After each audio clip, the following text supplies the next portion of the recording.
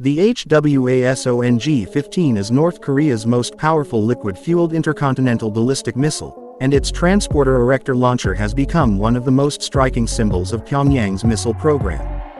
First unveiled in November 2017 during a night test launch, the missile demonstrated a flight performance that analysts judged capable of striking targets as far away as the continental United States. It is a two-stage, liquid-fueled system that combines high thrust with extended range, reportedly able to fly between 8,500 and 13,000 kilometers depending on payload and trajectory. For North Korea, the Hwasong-15 marked a leap beyond earlier designs, showing both technical mastery and political determination to deter outside pressure. The massive telephone that carries and erects the missile is essential to its operational credibility, allowing the system to move, hide, and launch with greater survivability than a silo-based platform. The telephone itself is a heavily modified version of the Chinese WS-51,200 heavy truck, which was originally designed as a civilian logging transporter. North Korea acquired a small number of these vehicles and then transformed them into missile carriers. For the Hwasong-15, the truck was lengthened and strengthened, extended to 9 axles to support the extraordinary weight and size of the missile. Unlike earlier Hwasong-14 launchers, the Hwasong-15 telephone has a more sophisticated hydraulic erection mechanism with dual arms to stabilize and raise the missile vertically.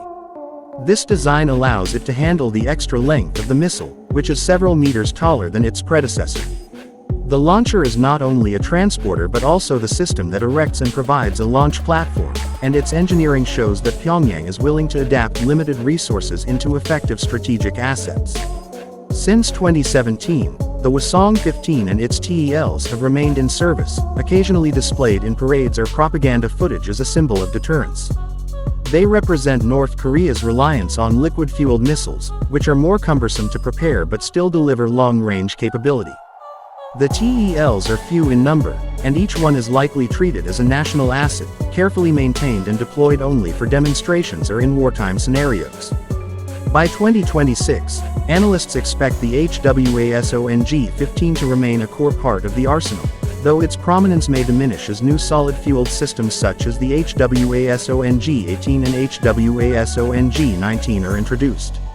Solid-fuel ICBMs offer quicker launch times and less vulnerability during fueling, making them more practical for real combat use. Yet the Hwasong-15 will continue to carry symbolic and strategic weight, especially since its proven test in 2017 demonstrated real intercontinental reach. The TELs themselves may evolve further. Future versions could integrate improvements for mobility, survivability, or concealment, especially if North Korea continues to expand production beyond its limited stock of WS-51,200 based trucks.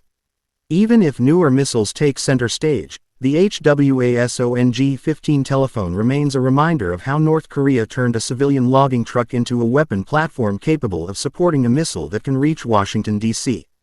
Its presence in 2026 will underscore the persistence of liquid fuel systems within North Korea's strategic mix, even as the country moves toward more modern designs.